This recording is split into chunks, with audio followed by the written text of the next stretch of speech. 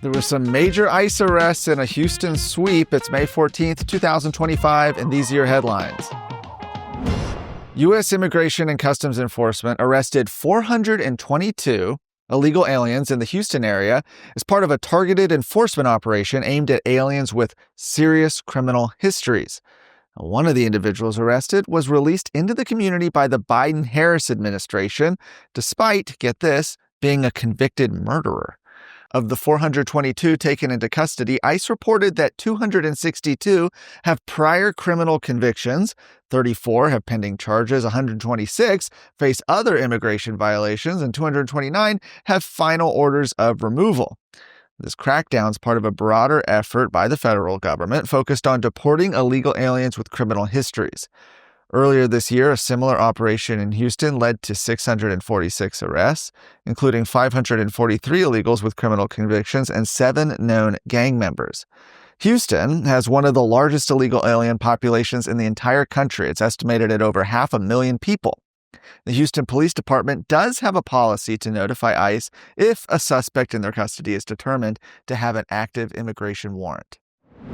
With 3 newly elected members put in place, the city council in Blue Ridge voted yesterday to undo its annexation of 2 Muslim-owned properties slated for development, addressing months of citizen complaints about proposed Islamic communities. The developments have been in the works for 5 years, but dominated the city's last couple of council meetings as final approvals drew closer. Residents raised concerns about the strain on city infrastructure and services, whether the developments could become religiously segregated communities, and the impact of a large Muslim population on city voting. They also noted technical issues involving the city's annexation agreements with the property owners. Last night's disannexation vote came after the 3 new council members were sworn into office. Are you worried about your kid's future? You should be. I'm Charles Blaine with Texas Tomorrow. This is a show where we're going to talk about the issues and the people that are pushing the policies that concern your family, your home, and your kids.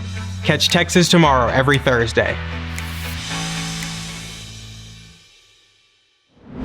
A measure aimed at further cracking down on the use of ESG, that's environmental, social, and governance standards, in corporate decision-making, was defeated in the Texas House Judiciary and Civil Jurisprudence Committee, effectively ending the bill's chances this session.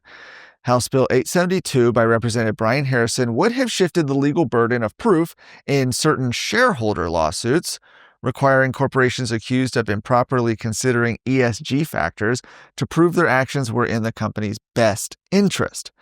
ESG is a framework increasingly used by corporations and investors to evaluate companies based on non-financial factors.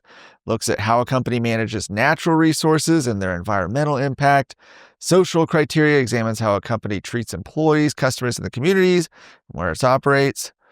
Governance refers to a company's internal practices and policies, including board diversity, executive compensation, and shareholder rights. Examples of ESG in practice include implementing DEI initiatives and efforts to reduce oil and gas.